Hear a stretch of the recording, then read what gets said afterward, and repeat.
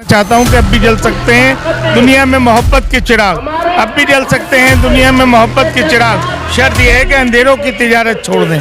जिस दिन अंधेरों की तिजारत छोड़ दी उस दिन देखिएगा क्या होगा। और मैं अपने लोगों से भी कहना चाहता हूं कि खामोश मिजाजी तुझे जीने ही नहीं देगी। इस दौर में जीना है तो इंसाफ के लिए आवाज़ उठा दे। और परवरिश जिसकी खौफ के साए में होगी अपनी परछाई भी देखेगा तो डर जाएगा। हमारी कौम को आगे आना चाहिए और इंसाफ के लिए आवाज़ उठानी चाहिए। सब हिंदुस्तानी हैं, हम हिंदुस्तान में रहते हैं, हम अपने हक की लड़ाई लड़ रहे हैं।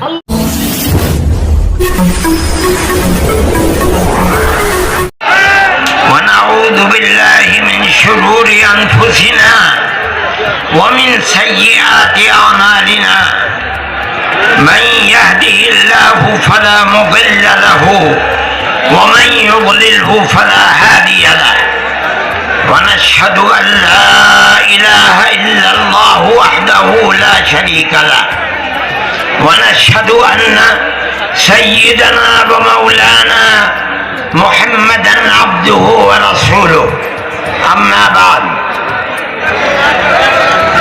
महमूद असद सल्लमहु मेहमानाने किराम, दूसरे धर्म से ताल्लुक़ रखने वाले बुनियादी हज़रात, मुसलमान इस मुल्क के अंदर हम और आप गांव दर गांव हिंदू और मुस्लिम 1400 साल से तकरीबन एक साथ रहते हैं। हमारा कोई इख्तिलाफ नहीं। हमने कभी किसी धर्म के आदमी को अपना धर्म छोड़कर इस्लाम धर्म को अपनाने की जबरदस्ती नहीं की।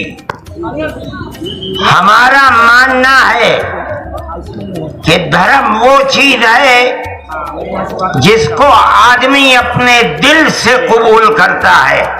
में दुनिया की सिविल पावर फंसकर दफन हो गई, टुकड़े टुकड़े हो गई, खत्म हो गई।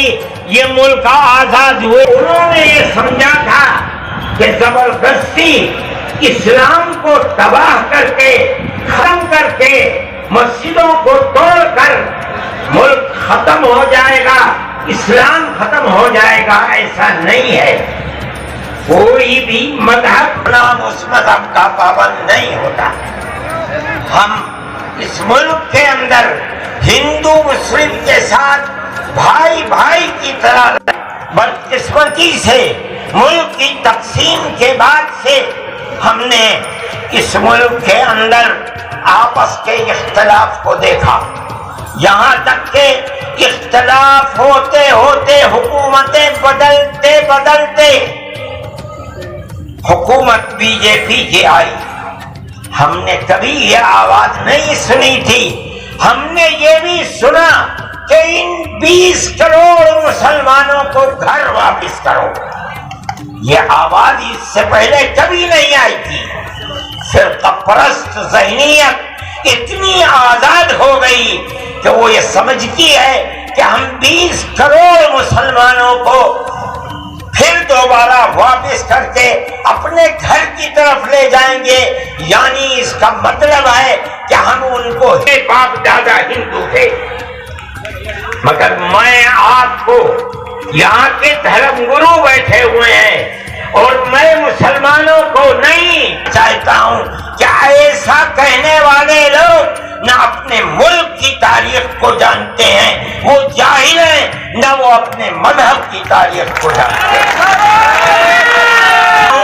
वो कह रहा हूँ और काबिल एहतराम सभी मेरे सम्मानीय संत वृंद, सभी उलेमास, आलिम्स और जमीयत उलेमा हिंद के ऐसे दो स्तंभ जिन्होंने आज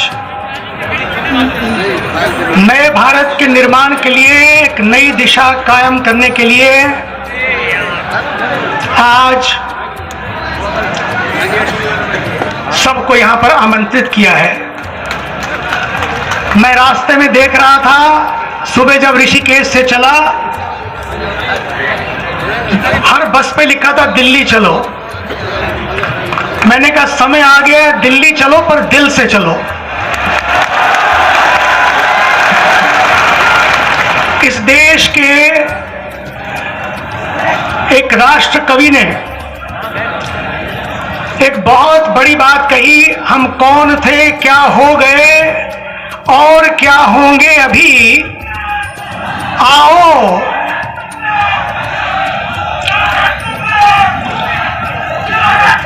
हम कौन थे, क्या हो गए और क्या होंगे अभी,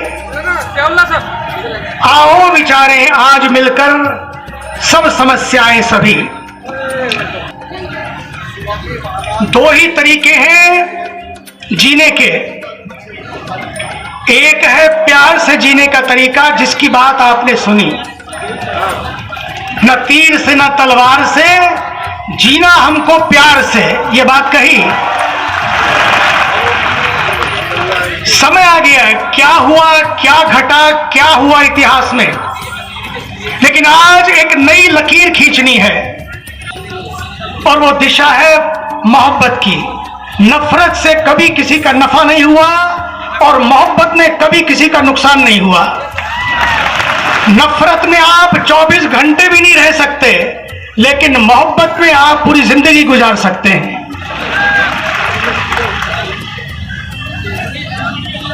दृष्टि चाहिए। दो बातें हैं, एक है प्यार से जीकर हम जिए और दूसरा है लड़ते लड़ते जिए। हमने देखा है कि लड़कर क्या लिया हमने, क्या पाया। आज हमारे सामने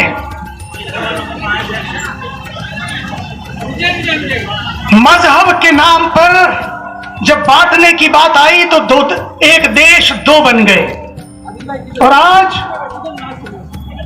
मुझे बड़ा खेद है, क्योंकि वे भी हमारे ही थे, हमारे हैं, लेकिन आज वहां पर क्या हो रहा है सबने देखा है। कैसी स्थिति बन गई है सबने देखा है। पाकिस्तान में आज क्या स्थिति है, इसीलिए हमें सोचना है। और मुझे बड़ी खुशी है एक बात को आपको शेयर करने के लिए, ये जमीयत उलेमा हिंद, ये उन संस्थाओं में से, उन ऑर्गेनाइजेशन में से है जिसने सबसे पहले जब देश को बंटवारा होने की बात आई, देश को तकसीम करने की बात आई धर्म के आधार पर, मजहब के आधार पर, उन संस्थाओं में जमीयत उलेमा हिंद भी थी जिसने इसका विरोध किया था कि नहीं होना चाहिए बंटवारा।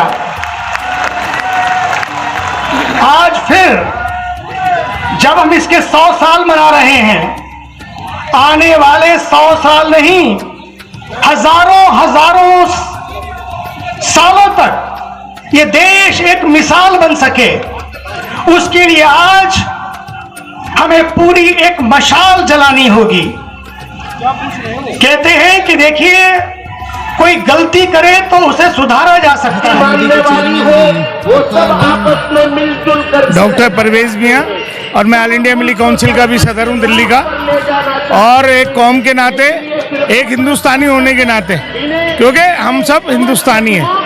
जितना कोई कहता है कि हमारी कुर्बानी, तो हमारी भी कुर्बानी है। जब हमारा मुल्क गुलामी की जंजीरों में जकड़ा हुआ था तो यही उलमाए दीन थे जिनका सर कलम करके लाहौर से लेके अलीगढ़ के हर पेड़ की टहनी पे लटका दिया था, फिर भी पीछे नहीं हटे, हिंदुस्तान को आज़ाद कराया। बुला सकते हैं रेशमी रुमाल तहरीक मदनी साहब की, है हमारे उलमाए दीन की कुर्बानी भुला सकते हैं? नहीं। आज गंदी सियासत हो गई है, आज नफरत की सियासत हो गई है।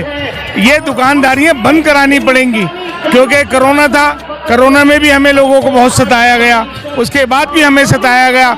बस एक ही रट्टा है, हिंदू मुस्लिम और पाकिस्तान। पाकिस्तान से हमारा क्या लेना देना, हम हिंदुस्तानी हैं, हमने हिंदुस्तान को आज़ाद कराया है।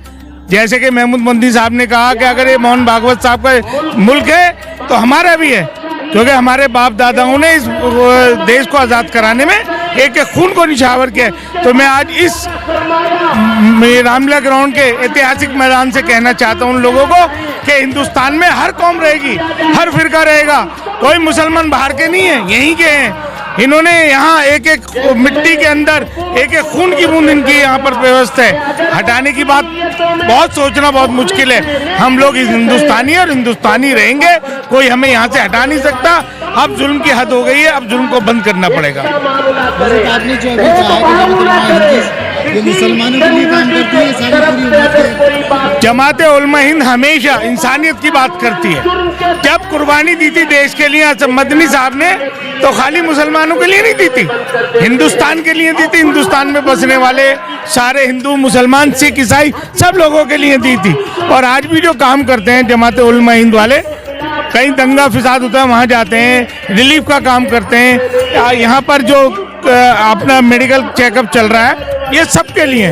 और हमारे तो मैं तो सत्य और कुर्बान 1400 साल पहले हुजूर अकरम सल्लल्लाहु अलैहि वसल्लम ने कहा था कि जिस मुल्क में रहो उसके वफादार बनकर रहो, और वहाँ पर रहने वाला सब आपके अपने। तो हम तो उनकी बात पर अमल करते हैं।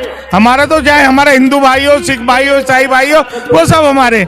इस महफिल में भी सारे हर धर्म के लोग स्टेज पे हैं जो आवाज उठा रहे हैं जुल्म के खिलाफ।